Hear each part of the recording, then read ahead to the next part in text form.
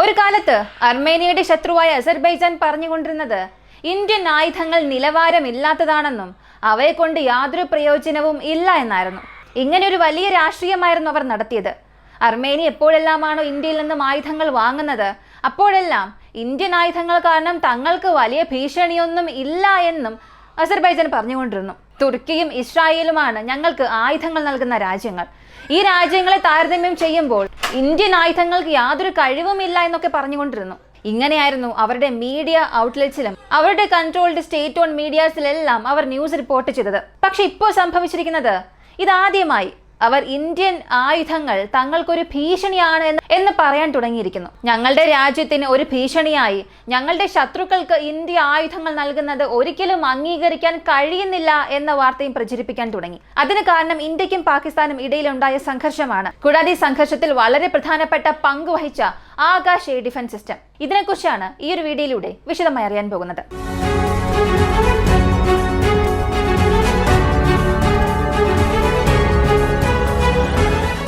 Armenia Azerbaijan തമ്മിലുള്ള സംഘർഷം എന്താണെന്ന് ആദ്യം മനസ്സിലാക്കേണ്ടതുണ്ട്. ഇതിനു മുൻപ് നഗോറോ കറാബാഖിൽ സംഭവിച്ച ഏറ്റവും വലിയ പരാജയത്തിന് കാരണം തുർക്കി നൽകിയ ഡ്രോണുകളായിരുന്നു. അർമേനിയക്കെതിരെ ഈ ഒരു നേട്ടം കൈവരിക്കാൻ അസർബൈജാൻ ഡ്രോണുകൾ ഉപയോഗിച്ചു. അപ്പോൾ ഈ ഡ്രോണുകളെ തടയാൻ, അവയെ നേരിടാൻ അവരുടെ പക്കൽ ശരിയായ ഉപകരണങ്ങളില്ലായിരുന്നു. അങ്ങനെ 2022 ആകാശ് വ്യോമ പ്രതിരോധ സംവിധാനം വാങ്ങാൻ അവർ ഇന്ത്യയുമായി ഒരു കരാറിലേർപ്പെട്ടു. ഈ ഇടപാടിൽ അവർ മൊത്തം 15 ബാറ്ററികൾ വാങ്ങി. ഒരു ബാറ്ററിയിൽ 3 ലോഞ്ചറുകൾ ഉണ്ടാകും. ഒരു ലോഞ്ചറിൽ 3 ഇന്റർസെപ്റ്ററുകളും ഉണ്ടായിരിക്കും. അപ്പോൾ ഒരു ബാറ്ററിക്ക് 12 ഇന്റർസെപ്റ്റർ ഉണ്ടായിരിക്കും. അതിനു പുറമെ നമ്മുടെ പക്കൽ നിന്നും 400 ഇന്റർസെപ്റ്റേഴ്സ് എക്സ്ട്രാ അവർ വാങ്ങുന്നു. ഇപ്പോൾ ഈ ഒരു പാക്കേജ് പ്രഖ്യാപനത്തിന് ശേഷം അസർബൈജാൻ പറഞ്ഞത് ആകാശ് വ്യോമ പ്രതിരോധ സംവിധാനം ഞങ്ങൾക്കെതിരെ പ്രവർത്തിക്കുകയില്ല എന്നാണ്. ഇങ്ങനെ വലിയ രീതിയിലായിരുന്നു വാർത്തകൾ പുറത്തുവിട്ടത്. പക്ഷെ വാസ്തവത്തിൽ അസർബൈജാന് ലഭിക്കുന്ന ഏറ്റവും വലിയൊരു നേട്ടം തുർക്കി നൽകിയ സായുധ ഡ്രോണുകളാണ്. സായുധ ഡ്രോണുകൾക്കും ചെറിയ ചെറിയ ക്വാഡ്കോപ്റ്റേഴ്സിനും തമ്മിൽ വലിയ വ്യത്യാസമുണ്ട്. ഈ യുദ്ധകളത്തിൽ സായുധ ഡ്രോണുകളായിരുന്നു അവർക്ക് ആവശ്യമായ വിജയം നൽകിയത്. ഇനി ഈ ആംഡ് ഡ്രോൺസ് എന്ന കാര്യം എടുക്കുമ്പോൾ തുർക്കി നിർമ്മിച്ച ബൈറക്താർ, അഖിൻചി ഈ രണ്ടുമായിരുന്നു വളരെ പ്രധാനപ്പെട്ട അസെറ്റ് ആയിരുന്നത്. ഇപ്പോൾ ഈ 2 അസെറ്റ്സിനെയും നേരിടാൻ, അവയെ തിരിച്ചാക്രമിക്കാൻ വേണ്ടിയായിരുന്നു അർമേനിയയുടെ പക്കൽ ആയുധങ്ങളില്ലാത്തത്. ഇനി നമ്മുടെ ഈ ആയുധം പ്രത്യേകമായി ചെറിയ ചെറിയ അസെറ്റ്സിനെ ആക്രമിക്കുന്നതിനും കൂടാതെ ഫൈറ്റർ ജെറ്റ്സ്, മിസൈലുകൾ പോലുള്ള ഹൈ ഫ്ലൈയിങ് ടാർഗറ്റ്സിനെ ആക്രമിക്കുന്നതിനും ഉപയോഗിക്കും. ഇപ്പൊ ഈ അസർബൈജാൻ പറഞ്ഞത് പേപ്പർ പ്രകാരം ആകാശ് വ്യോമ പ്രതിരോധ സംവിധാനം എത്ര തന്നെ പുലിയായിരുന്നാലും നേരിൽ അതൊന്നും തന്നെയല്ല, അതൊരു പൂച്ചയാണ് എന്നാണ് പറഞ്ഞത്. കാരണം ബൈ പേപ്പർ നമ്മുടെ ആകാശ് വ്യോമ പ്രതിരോധ സംവിധാനത്തിന്റെ ഉപകരണങ്ങൾ തദ്ദേശീയ RF സീക്കർ, RF+ ട്രാൻസ്മിറ്റർ രണ്ടും ഉണ്ടാകും. അതായത് ഇന്റർസെപ്റ്റർ മിസൈൽസിനെ ഗൈഡ് ചെയ്യുന്നതിന് കമാൻഡ് ആൻഡ് കൺട്രോൾ സെന്റർ, ഈ ഒരു യൂണിറ്റിൽ ഉൾപ്പെടുത്തിയിരിക്കുന്ന ഈ ഒരു എക്യുപ്മെന്റ്. ഇത് കൂടാതെ ഒരു ഘട്ടത്തിന് ശേഷം ആ ഒരു മിസൈലുകളിൽ ഇൻബിൽട്ട് ആയിട്ടുള്ള RF സീക്കർ ഇവ ചെയ്യുന്നത് ആ ടാർഗറ്റിനെ ന്യൂട്രലൈസ് ചെയ്യുന്നതിനു വേണ്ടി പറക്കാൻ തുടങ്ങും. അപ്പോൾ 2 തരത്തിലുള്ള മാർഗനിർദ്ദേശം അതിലുണ്ട്.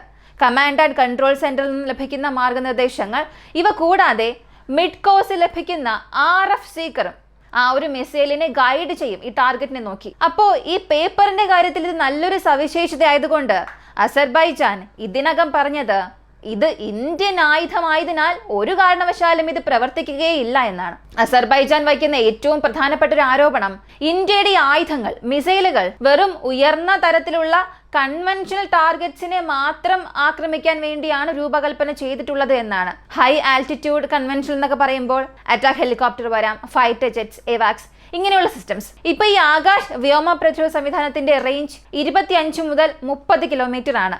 പരമാവധി ഉയരം 18 കിലോമീറ്റർ ആണ്. അപ്പോൾ ഇതെല്ലാം വച്ച് അവർ പറഞ്ഞുകൊണ്ടിരുന്നത് ഡ്രോൺസ് അതാണ് ഞങ്ങളുടെ ഒരു നേട്ടം. ഈ ഡ്രോണുകൾ ഉപയോഗിച്ചാണ് ഞങ്ങൾ നഗോറോ കറാബാഖിൽ ജയിച്ചത്.